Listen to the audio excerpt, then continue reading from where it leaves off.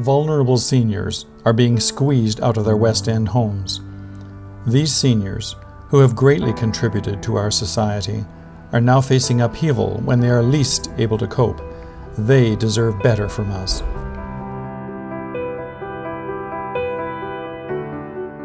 In 1950, I worked for Time magazine as a secretary, but it was fun.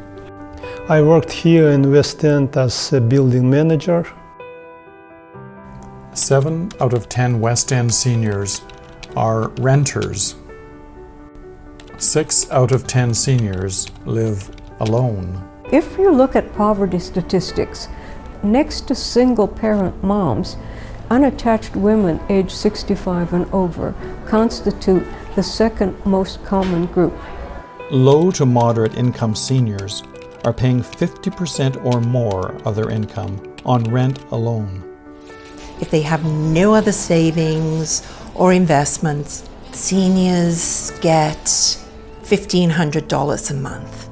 They typically have rent $1,000 to $1,100 range. I'm living in a bachelor suite in the West End with a roommate because the rent is fairly high. It's $950. At the moment, I pay 90% of my income in rent.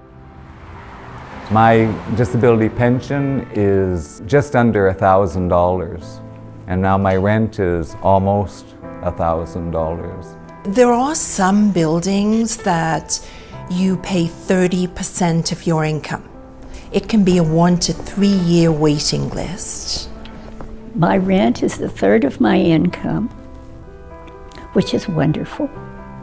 With many seniors living on extremely low, fixed incomes, a rent increase of even $50 per month has an enormous impact on their ability to manage. The reality is that over the past decade or more, the increase in rents hasn't been matched by an increase in pension or other fixed incomes. People can no longer afford to stay in their homes. So what we find is that seniors are cutting back on food, cutting back on medication, certainly letting go of things like cable TV, cutting their phone service to a bare minimum, until finally there's nothing else to cut. Rent increasing every year, there's a lot less money to spend, and really the bulk of my money I spend on food. I think a $50 increase would impact a lot of things. It could cut out your food budget. You would have to make sacrifices in order to pay the high rents that are expected. The constant insecurity seniors feel about their housing is especially stressful and can impact their physical, mental health, and well-being. The 3 big issues for seniors are income, health, and housing. Establishing stable housing for people is a very important thing. The unrelenting stress that many senior renters are under. Even if they're relatively okay now financially, they think it's only a matter of time. After I was rent evicted from my building, every time they fix something, I get really worried. And the first few years I fixed everything myself.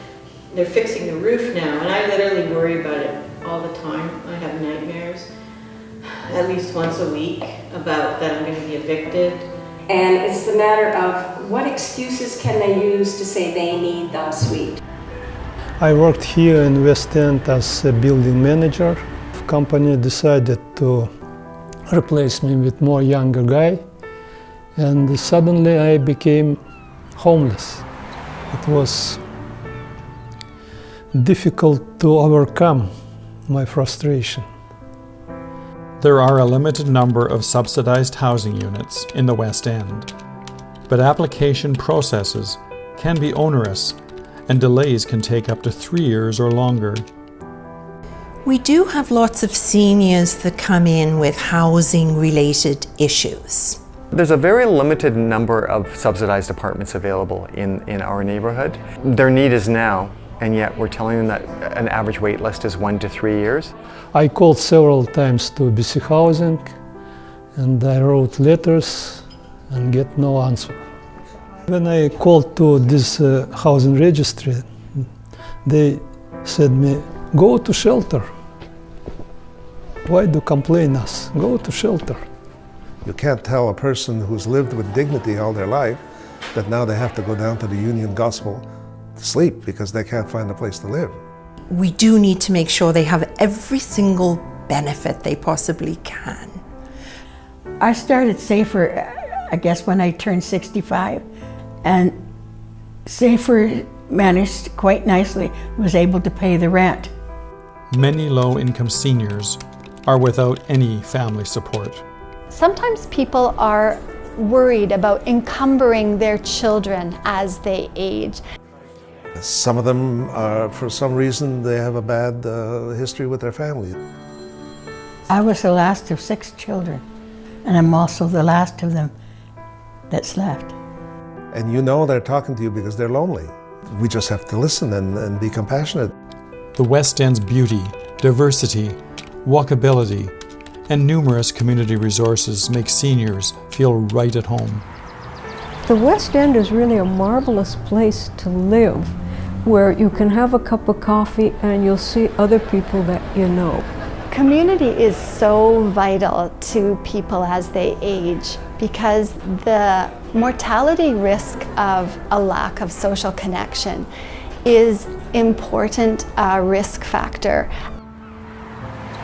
When you're forced to move out of your neighborhood, you're losing that entire network that you've built up around your home and your community.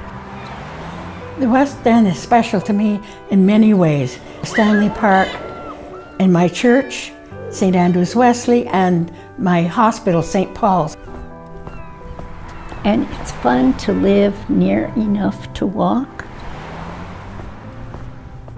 When I go to Lost Lagoon, where I can sit, relax, watch the water, birds, it's a beautiful place. Although public programs exist, why are so many vulnerable seniors falling through the cracks? The housing challenges facing seniors in the West End are reflected across BC and across Canada. We have not yet, as a society, understood how we're going to address the housing needs of our aging population. Housing can be a bit of a political football, and I don't think that has served us well in terms of actually addressing the issue. I do think there is the will there, and I think a growing number of people are recognizing that this issue of housing is not something that's going to go away. With each passing year, more vulnerable seniors are being pushed out of their homes and community. These seniors, who greatly contributed to our society, are now facing upheaval when they are least able to cope financially, physically, and emotionally. They deserve better from us.